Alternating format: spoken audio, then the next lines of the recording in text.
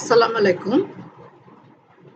Dhaka college ব্যবস্থাপনা বিভাগ কর্তৃক আয়োজিত বিবিএ দ্বিতীয় বর্ষের সামষ্টিক অর্থনীতির একটি ক্লাস শুরু করতে যাচ্ছি এবং তোমাদের সঙ্গে আছি আমি সাবিনা তাসমিন, সহকারী অধ্যাপক, ব্যবস্থাপনা বিভাগ, ঢাকা কলেজ।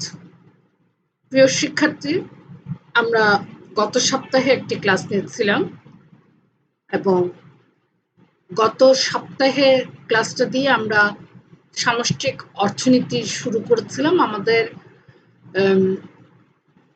ছোটখাটো দুই একটা বিষয় পড়েছিলাম। আজ আমরা আরেকটু বিস্তৃত জিনিস ব্যাপার স্যাপারের দিকে যাব। আর বিস্তৃত ব্যাপার স্যাপারের দিকে আমাদের অবশ্যই যেতে হবে, কারণ সামষ্টিক অর্থনীতি অর্থই হচ্ছে ম্যাক্রো এবং ম্যাক্রো অর্থই হচ্ছে বিশাল বৃহৎ সবকিছু। আমরা এখনো অধ্যায় 1-এ আছি। অধ্যায় 1-এ আমাদের অধ্যায়টির নাম হচ্ছে সামষ্টিক অর্থনীতির সার্বিক চিত্র। সেই সার্বিক চিত্রে কিছু টাইটেল নিয়ে, কিছু টপিকস দিয়ে আমরা আলাপ করব। প্রথমে আমরা যে বিষয়টি নিয়ে আজকে আলাপ করব, যে সামষ্টিক অর্থনীতির আওতা, পরিধি বা বিষয়বস্তু। যে সামষ্টিক অর্থনীতিতে আমরা কি কি আওতা থাকে, কি কি বিষয়বস্তু থাকে বা এর পরিধি কতটুকু। তো প্রথমেই আমরা বলেছি যে সামষ্টিক অর্থনীতি শব্দটি আমরা যখন উচ্চারণ করি তখনই অবভিয়াসলি আমাদের বৃহৎ কিছু ধারণার কথা মনে হয়।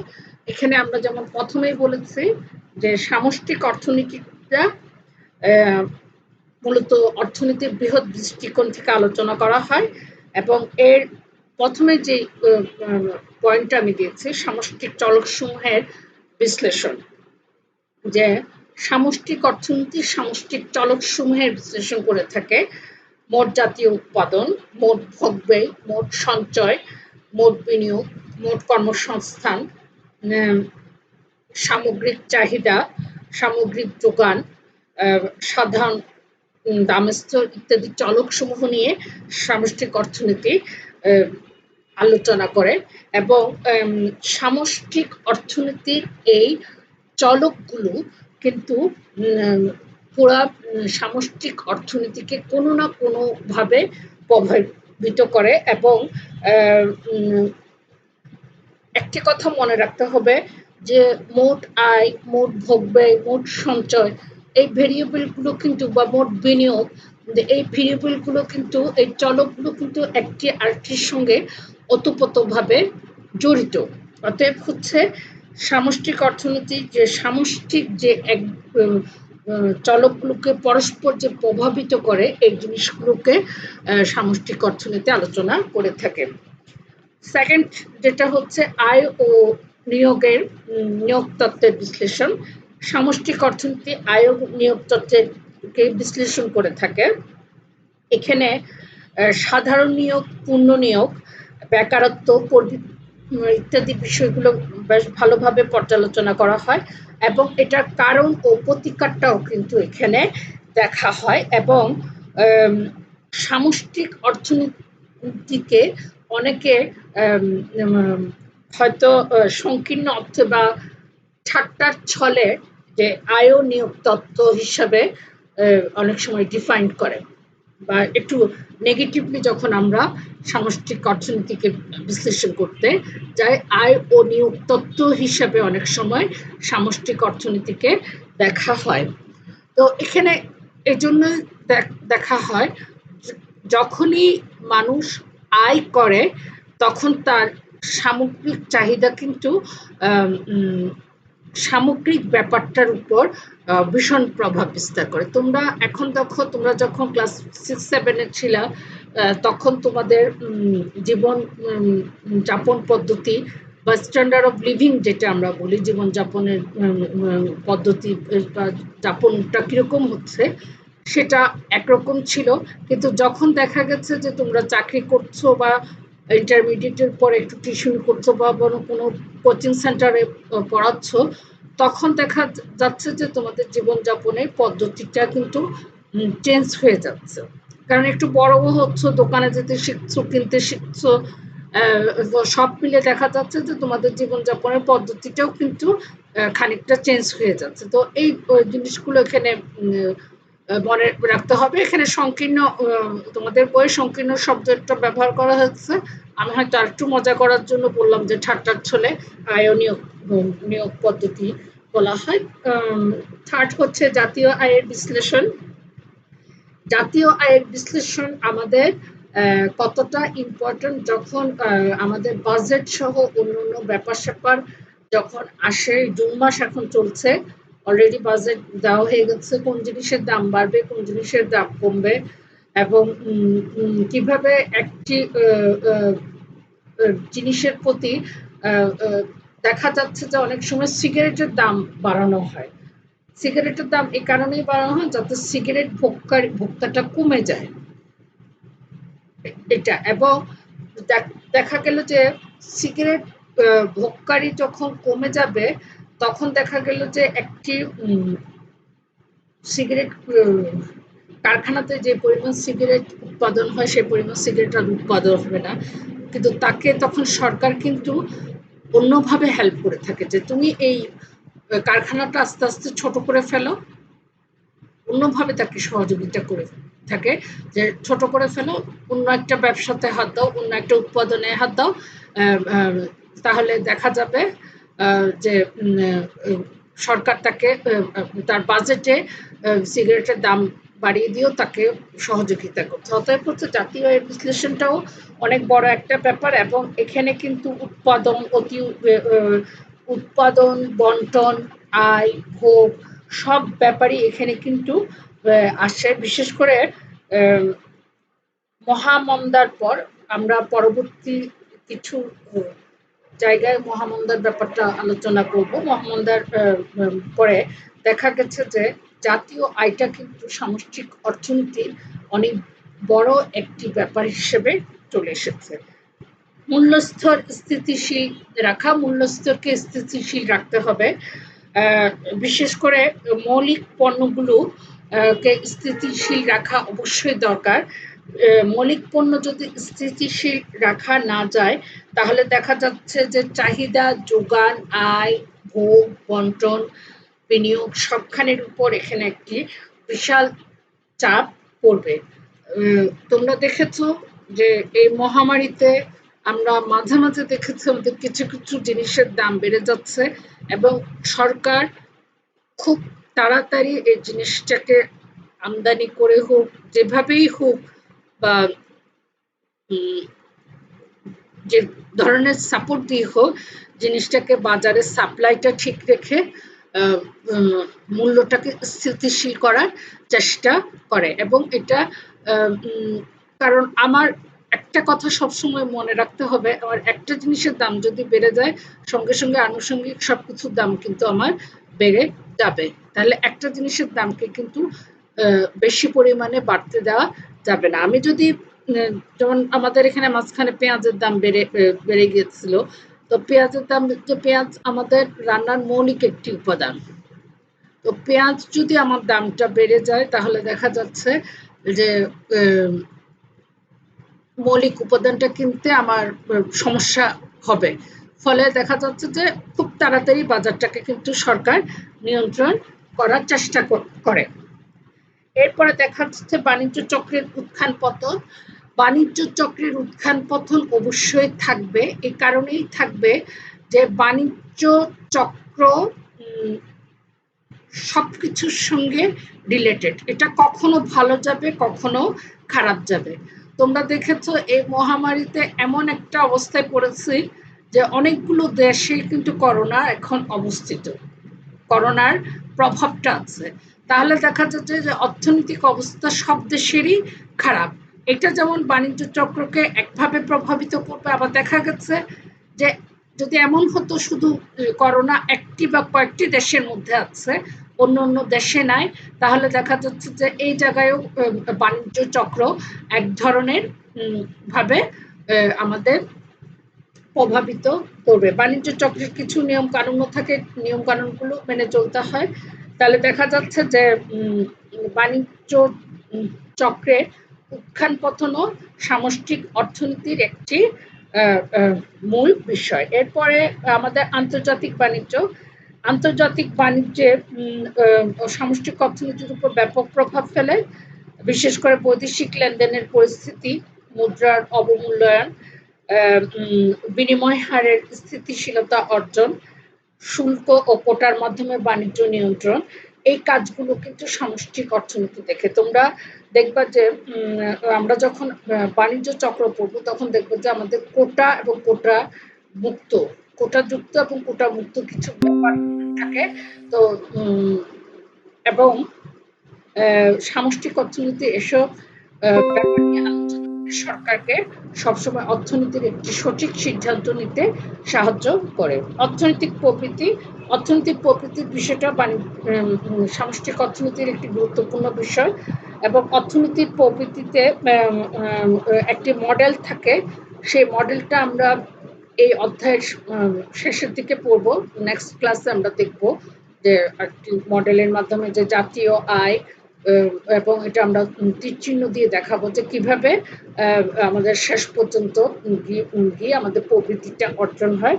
তো তাহলে দেখা যাচ্ছে যে এই প্রবৃদ্ধির হার কিরকম হবে, এখন কিরকম রাখতে হবে, কি পরিস্থিতিতে রাখতে হবে, এটাও বাণিজ্য এটা সামষ্টিক অর্থনীতির একটি গুরুত্বপূর্ণ বিষয়। এবং অর্থনৈতিক স্থিতিশীলতা অর্জন, তোমরা দেখবা যে বাণিজ্য চক্রের উত্থান পতন রোধ করা, মূল্য স্থিতিশীল রাখা এবং সামগ্রিকভাবে চাহিদা ও যোগানের ভারসাম্য বজায় রাখা কিন্তু যে কোনো পরিস্থিতিতে একটি গুরুত্বপূর্ণ কাজ। আমাদের দেশে আমরা বদ্বীপ অঞ্চলীয় আমাদের অনেক ধরনের সমস্যা গেছে, বন্যা গেছে, সিডর গেছে, সুনামির প্রভাবও আমাদের কিছুটা সহ্য করতে হচ্ছে, কিন্তু তারপরও দেখা গেছে আমাদের বাজারে কিন্তু কখনোই চাহিদা যোগানের কিন্তু কোনো কমতি ছিল না। তো তার মানে কি, যে যখনই যেই সরকার সে ঋণ দিয়ে হোক, অন্য দেশ থেকে আমদানি করে হোক, যেভাবেই হোক আমাদের বাজারে চাহিদা ও যোগানের মধ্যে সামঞ্জস্য রেখেছে এবং এই রেখে অর্থনৈতিক স্থিতিশীলতা অর্জন করেছে। তো তোমাদের এই কোশ্চেনটি একটি বড় কোশ্চেন, এবং এটা সাধারণত তোমাদের দেখা যায় যে আমি তোমাদের গত ক্লাসের মানবন্টনে বলেছি যে তোমাদের 16 মার্ক, এই 16 মার্কে দেখা যায় যে এখানে তোমাদের সাধারণত 10 মার্ক থাকে। তো এই জন্য তোমাদের এখানে অন্তত পক্ষে 7-8টা পয়েন্ট অবশ্যই বিশ্লেষণ করতে হবে। আর বাণিজ্য চক্রের যে পয়েন্টগুলো তোমাদের আমি এখানে দিলাম, এই কথাগুলো ঘুরে ফিরে তোমাদের সামষ্টিক অর্থনীতিতে বহুবার আসবে। তো অতএব একটু কষ্ট করে হলেও এই পয়েন্টগুলো মনে রাখতে হবে, সঙ্গে এটার একটি ভূমিকা দিতে হবে এবং একটি উপসংহার দিতে হবে। সাধারণত এমন হতে পারে যে সামষ্টিক অর্থনৈতিক দিক কোন শব্দ থেকে এসেছে এটা 1 মার্কে, বা সামষ্টিক অর্থনীতি কাকে বলে এটা 5, এবং সামষ্টিক অর্থনীতির আওতা বা পরিধি বা বিষয়বস্তু কি লেখো, এভাবে তোমাদের এই কোশ্চেনটা আসতে পারে, এভাবে তোমাদের 16 হতে পারে। তো এই জন্য এটাকে বাসায় রেডি করতে হলে এই কোশ্চেনটার অবশ্যই একটি ভূমিকা রেডি করতে হবে, এবং যখনই তোমরা প্রিপারেশন নেবে এবং মাঝে এই পয়েন্টগুলো দিয়ে এই পয়েন্টগুলোর এগেনস্টে এগুলোকে অ্যানালাইসিস করতে হবে, অ্যানালাইসিস করে লাস্টে একটু উপসংহার দিতে হবে, না হলে এটা কিন্তু ভালো মার্ক পাওয়া যাবে না। তুমি যদি এই 16-র মধ্যে 12 বা 13 পেতে চাও তাহলে এখানে মোটামুটি এভাবে কোশ্চেনটাকে প্রিপারেশনটা নিতে হবে। এরপরে আমরা দেখব ব্যষ্টিক ও সামষ্টিক অর্থনীতির পার্থক্য তুলনা। আমরা ব্যষ্টিক অর্থনীতিকে আমরা ফার্স্ট ইয়ারে পড়েছি এবং নাজমুন মিস তোমাদের খুব ভালোই ক্লাস নিয়েছে। তো এবং ব্যষ্টিক অর্থনীতি সম্পর্কে তোমাদের ভালোভাবে ধারণা দিয়েছে। তো এখন ব্যষ্টিক অর্থনীতির সঙ্গে সামষ্টিক অর্থনীতির যে ছোট ছোট পার্থক্য আছে, ছোট ছোট যে তুলনাগুলো আছে, আমরা সেই তুলনাগুলো দেখব। প্রথমে দেখলাম সংজ্ঞাগত পার্থক্য। অর্থনীতির যে শাখায় অর্থ ব্যবস্থার একক বা অংশ বিশেষের আলোচনা করা হয় তাকে ব্যষ্টিক অর্থনীতি বলা হয়, অর্থাৎ যেখানে একক নিয়ে আলোচনা করা হয় তাকে ব্যষ্টিক অর্থনীতি বলা হয়। আর অর্থনীতির যে শাখায় অর্থনৈতিক কার্যক্রমের সমষ্টিক বা সামগ্রিক আলোচনা করা হয় তাকে সামষ্টিক অর্থনীতি বলে। ব্যষ্টিকের ইংরেজি প্রতিশব্দ হচ্ছে ক্ষুদ্র, সামষ্টিকের ইংরেজি প্রতিশব্দ হচ্ছে বিশাল। পরিধিগত পার্থক্য। ব্যষ্টিক অর্থনীতি বিভিন্ন ব্যক্তি বা প্রতিষ্ঠানের কার্যাবলী পৃথকভাবে আলোচনা করে। সামষ্টিক অর্থনীতি অর্থব্যবস্থার কার্যাবলী সামগ্রিকভাবে আলোচনা করা হয়। চলকের পার্থক্য। ব্যষ্টিক অর্থনীতিতে ব্যবহৃত চলকগুলো চলকের এককগুলোর সাথে সম্পর্কিত, যেমন ভোক্তার আয়, ফার্মের উৎপাদন। সামষ্টিক অর্থনীতিতে ব্যবহৃত চলকসমূহ সমগ্র অর্থব্যবস্থার সাথে সম্পর্কযুক্ত, যেমন জাতীয় আয়, সামগ্রিক চাহিদা। ব্যষ্টিক ও সামষ্টিক অর্থনীতির পার্থক্যটা অবশ্যই তোমাদের একটি ভূমিকা থাকবে এবং মাঝে তোমরা পার্থক্যের বিষয় ব্যষ্টিক অর্থনীতি সামষ্টিক অর্থনীতি আমি ওভাবে সাজাতে পারিনি এবং সঙ্গে আমার টাইপিং এও কিছু ভুল আছে, রেফগুলো দিতে পারিনি। তো এই দিবা এবং লাস্টে একটি উপসংহার অবশ্যই তোমাদের টানতে হবে এবং এই জিনিসটা সবসময় মনে রাখতে হবে। এটা একটি বড় কোশ্চেনের সঙ্গে যুক্ত করে দেওয়া হয়। একটু আগে যেটা বললাম যে সামষ্টিক অর্থনীতির বিষয়বস্তু বা পরিধি, ওখানে এই ধরনের কোনো কোশ্চেনের সঙ্গে 4 মার্ক 5 মার্ক এরকমও হতে পারে তোমাদের ব্যষ্টিক অর্থনীতি এবং সামষ্টিক অর্থনীতির পার্থক্য বা তুলনাটা থাকবে এবং তোমাদের সবসময় মনে রাখতে হবে যে কোনো কোশ্চেন, ওটা ছোট হোক বড় হোক বা নাম্বার একটু কম হোক, একটি কোশ্চেনে যদি তুমি ভূমিকাটা দাও এবং মাঝখানে জিস্টটা লেখো, বিষয়বস্তুটা লেখো, মূল বিষয়টা লেখো এবং লাস্টে একটি উপসংহার দাও, তাহলে তোমাদের এই কোশ্চেনটা তোমাদের নাম্বার পেতে সুবিধা হয়। এই কোশ্চেনে তুমি 16তে এভাবে যদি রেডি করো, তুমি 16তে তুমি 12-13 পেতে পারো, কিন্তু কোনোভাবে দায়সারা গোছের করে ওই কোনো ভূমিকা নেই, উপসংহার নেই, মাঝখানে তোমরা যে কাজটি আমি ক্লাসে থাকতে খুব বেশি কথাটি বলি যে তোমরা অনেক সময় করো কি এই ব্যষ্টিক কোনো পার্থক্য বা কিছু আসলে সেখানে অনেকেই লিখতে লিখতে 15 পৃষ্ঠাও লিখে ফেলো, অথচ এখানে দেখা যাচ্ছে এখানে মার্কস আছে হচ্ছে 5 নাম্বারের। তো 5 নাম্বারের জন্য 15-20টা পয়েন্ট এবং একই পয়েন্টের রিপিটিশন, যে প্রায় কাছাকাছি ধরনের পয়েন্ট লেখার আমার কিন্তু দরকার নাই। আমার যে জিনিসটা দরকার 5 যখন হবে তখন মানে কি যে টিচার হচ্ছে আমার মূল বিষয়টা জানতে চাচ্ছে। তোমাদের একটি জিনিস সবসময় মনে রাখতে হবে, তোমাদের উত্তরপত্রটা কিন্তু তোমাদের সঙ্গে আমাদের যোগাযোগের একটি মাধ্যম। তোমাকে এই ক্লাসটা আমি নিচ্ছি, কোশ্চেন করবে 8 জন এবং তোমাদের উত্তরপত্রটা মূল্যায়ন করবে হচ্ছে আরেকজন। তুমি এই 3টা মানুষের সঙ্গে কিন্তু কমিউনিকেট করছো, যোগাযোগ করছো এবং যোগাযোগ শুধুমাত্র আমার সামনে ফিজিক্যালি করছো, যে তুমি আমার সামনে বেঞ্চে বসে আছো, তোমাকে আমি দেখতে পাচ্ছি, এখন তো তাও পারছি না করোনাকালীন সময়ে। তোমাকে আমি দেখতে পাচ্ছি এবং তুমি আমার পড়াটা কত মনোযোগের সঙ্গে শুনছো, আমি কিছুটা উপলব্ধি করতে পারছি যে তুমি কিছুটা বুঝতে পারছো কিনা। কিন্তু যে কোশ্চেন করবে সে কিন্তু তোমার সঙ্গে আলোচনা করে কোশ্চেনটা করবে না। উনি ওনার একটি প্রক্রিয়া আছে যে তোমাকে কিভাবে উনি মূল্যায়ন করবে, এবং যেই স্ক্রিপ্টটা দেখবে, উত্তরপত্র মূল্যায়ন করবে, উনিও জানেন যে তোমাকে তুমি কি ধরনের লেখা লিখলে তোমাকে কি নাম্বারটা দিতে হয়। তোমরা যদি কোশ্চেনের ব্যাপারটা না বুঝো, সময় এবং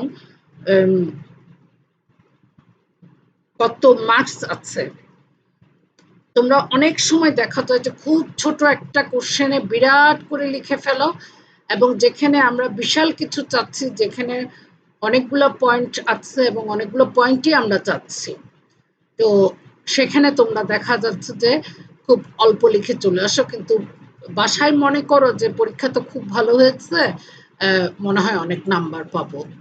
তো এই কমিউনিকেশনটা কিন্তু, এই যোগাযোগটা কিন্তু মনে রাখতে হবে, এবং এর জন্য যেটা করতে হবে, বাসায় যখন আমরা প্রিপারেশন নিব, আমরা খুব বুঝে শুনে আমরা প্রিপারেশন নেব।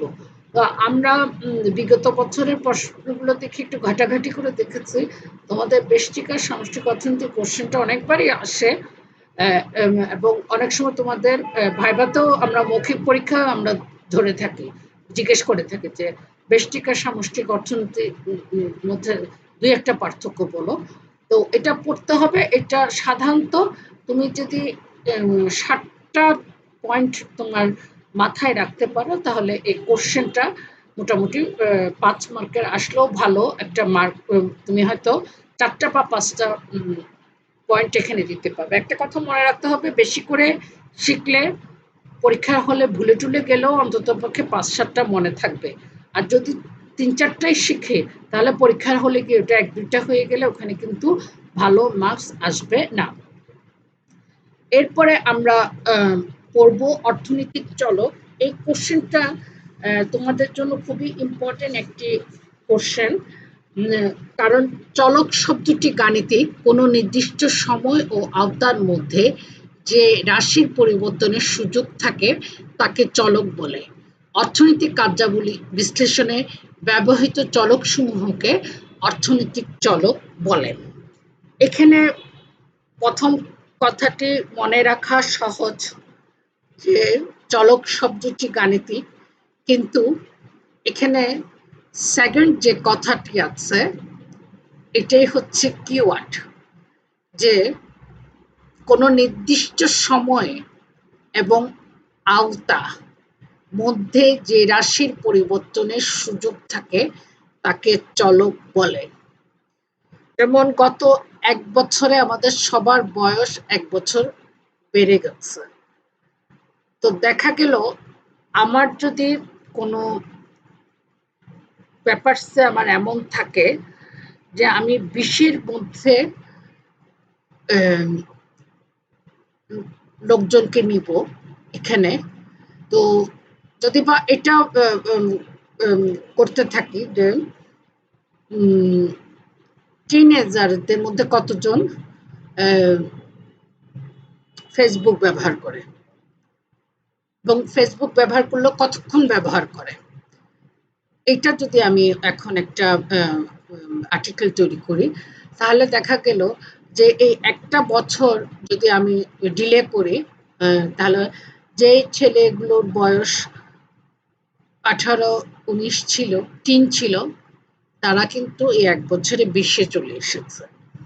তাহলে দেখা গেল যে একটা নির্দিষ্ট সময় যদি আমি ধরি যে এই বছরে বা করোনাকালীন সময়ে, তোমাদের যেহেতু এখন অনলাইনে ক্লাস করতে হচ্ছে, কয়জন মানুষ যে আগে স্মার্টফোন ব্যবহার করতো না কিন্তু এখন স্মার্টফোন ব্যবহার করে। তাহলে দেখা গেল যে এই করোনা চলাকালীন সময় অনেক বাবা মা যাদের কিনে দেয়নি, যে এটাতে ফেসবুক চালাবে, গেমস খেলবে, সময় নষ্ট হবে, তারা কিন্তু এখন তাদেরকে এই ফোনটা কিনে দিয়েছে ক্লাস করার জন্য। তাহলে কি হচ্ছে যে সিচুয়েশন যখন চেঞ্জ হয়ে যাচ্ছে তখন আমাদের কিন্তু চলকেরও আমাদের চলকের প্রভাবের আমাদের চেঞ্জ হচ্ছে, পরিবর্তন হচ্ছে, হচ্ছে নির্দিষ্ট সময় এখানে কিন্তু অনেক বড় একটি ব্যাপার হিসেবে কাজ করবে। তো সামষ্টিক অর্থনৈতিক চলকসমূহ, প্রথম চলক হচ্ছে জাতীয় আয়। সামষ্টিক অর্থনীতি থেকে জাতীয় আয়কে ওয়াই প্রতীক দ্বারা চিহ্নিত করা হয় এবং সামষ্টিক অর্থনীতিতে কোনো নির্দিষ্ট সময়ে সাধারণত ১ বছরে দেশের সকল মানুষ অর্থনৈতিক কর্মকাণ্ডে লিপ্ত থেকে যে পরিমাণ দ্রব্য সামগ্রী ও সেবাকর্ম উৎপাদন করে তার আর্থিক মূল্যের সমষ্টিকে জাতীয় আয় বলা হয়। এরপরে হচ্ছে ভোগ। ভোগটা সি অক্ষর দিয়ে দেখানো হয়। ভোগ মানে কোনো দ্রব্যটাকে, উপযোগটাকে নিঃশেষ করাটাকে বোঝায়। কিন্তু অর্থনীতিতে ভোগ বলতে দেশের সকল মানুষ, সরকারি, বেসরকারি, বিদেশি নাগরিকদের ভোগ ব্যয়ের সমষ্টিকে বোঝায়। সঞ্চয়, সঞ্চয় বানানটা লিখতে পারি নাই। এই সঞ্চয়টা এস দিয়ে করা দেখানো হয় এবং একটা হচ্ছে মোট আয় থেকে মোট ভোগ ব্যয় বাদ দিলে যা থাকে তা হচ্ছে সঞ্চয়। বিনিয়োগ, বিনিয়োগও সামষ্টিক অর্থনীতির চলক সমূহের মধ্যে খুব একটা স্ট্রং চলক এবং এই বিনিয়োগটাকে আমরা আয় দিয়ে দেখায় থাকি এবং বিনিয়োগটা হচ্ছে মূলধনের সঙ্গে, বর্তমান মূলধনের সঙ্গে মূলধন স্টক করাটাকে বোঝায়। নিয়োগ বা কর্মসংস্থান, এটা এন দিয়ে প্রকাশ করা হয়। নিয়োগ বা কর্মসংস্থান হচ্ছে কর্মক্ষেত্রে শ্রমিককে নিয়োজিত করাটাকে বোঝায়। সামষ্টিক অর্থনীতি থেকে এটাকে ব্যাপক অর্থে বোঝানো হয় যে শ্রম সহ উৎপাদনের সকল উপকরণের উৎপাদন কাজে নিয়োজিত হওয়াকে বোঝায়। দেখা গেল আমি ট্রেনিং আছে কিন্তু আমার উৎপাদনের উপকরণের সবগুলো উপকরণ আমার কাছে নাই, তাই আমি উৎপাদন করতে পারছি না। তাহলে এখানে কিন্তু তার মানে আমাকে নিয়োগটা ঠিকভাবে, নিয়োগের একটু সমস্যা এখানে তৈরি হয়। দামস্তর, দামস্তরকে পি দিয়ে বোঝানো হয়। দামস্তরকে দেশের উৎপাদিত সকল পণ্য সেবার গড় দামটাকে বোঝানো হয়ে থাকে। এখানে সরকারি ব্যয়, সরকারি ব্যয়টাকে জি দিয়ে বোঝানো হয় এবং সরকার কোন কোন ক্ষেত্রে ব্যয় করবে এবং দেশের উৎপাদন, ভোগ, সঞ্চয়, বিনিয়োগ, এটা কিন্তু সরকারি ব্যয় দ্বারা ব্যয়ের মধ্যে পড়ে এবং এটাও সামষ্টিক অর্থনীতির খুব বড় একটি চলক। এরপরে হচ্ছে সুদের হার। সুদের হারকে ছোট আর দিয়ে বোঝানো হয়। সুদের শতকরা একটা ব্যাপার থাকে এবং সুদের হারটা সরকার নিয়ন্ত্রণ করে থাকে যে কখন সুদের হার বেশি হবে এবং কখন সুদের হারটা কম থাকবে। সামগ্রিক চাহিদা, এটাকে এডি দিয়ে দেখানো হয় যে ভোগ ব্যয়, বিনিয়োগ ব্যয়, সরকারি ব্যয়, নিট, বৈদেশিক আয়, সবখানে এখানে এই সবগুলো এখানে স্থান পাবে এবং সামগ্রিক যোগান এখানে হচ্ছে যে বিক্রয়যোগ্য যেসব পণ্য সামগ্রী ও সেবাকর্ম উৎপাদিত হয় তাকে সামগ্রিক যোগান বলে। এটাকে এস দিয়ে সাধারণত এস দিয়ে দেখানো হয়। আমি তোমাদের এটা একটু তাড়াতাড়ি পড়ালাম এ কারণে, কারণ আমরা পরবর্তীতে এই প্রত্যেকটা পয়েন্টকে আমরা বিস্তৃতভাবে দেখব। আমরা সামনের অধ্যায়গুলোতে বিস্তৃতভাবে দেখব। ওখানে জাতীয় আয় কাকে বলে, ভোগ কাকে বলে, সঞ্চয় কাকে বলে, কিভাবে ভোগ বের করতে হয়, সঞ্চয় বের করতে হয় বা বিনিয়োগ কিভাবে আমরা বের করব, সমস্ত কিছু আমরা দেখে যাব। তো এই জন্য এই টপিকসটাতে আমি আর সময় নষ্ট করলাম না, কিন্তু সময় নষ্ট না করলেও এটা খুব ইম্পর্টেন্ট একটা কোশ্চেন, এটা প্রায় আসে তোমাদের। সামষ্টিক অর্থনীতি গ্রিক কোন শব্দ থেকে এসেছে বা সামষ্টিক অর্থনীতির ইংরেজি ম্যাক্রো শব্দের অর্থ কি, বা সামষ্টিক অর্থনীতি কাকে বলে এবং সামষ্টিক অর্থনীতির চলকসমূহ ব্যাখ্যা করো। এই কোশ্চেনটা কিন্তু প্রায়ই আসে।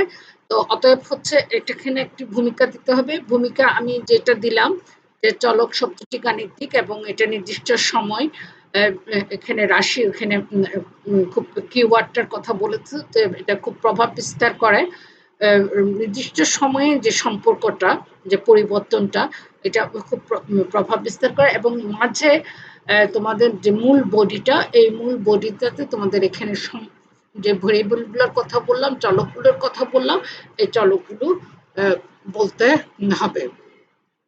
এই চলকগুলো বলে এবং লাস্টে একটি উপসংহার দিতে হবে। গত সপ্তাহে তোমাদের একটি ক্লাস দিয়েছিলাম, কিন্তু ক্লাসে কোনো কোশ্চেন আমি এখনো পাইনি। তো অতএব হচ্ছে আমাকে কোনো কোশ্চেন থাকলে বলবে এবং অবশ্যই বাসায় থাকবে, যে কোনো উপায়ে হোক বাসায় থাকতে হবে। মনটাকে অস্থির করলে চলবে না।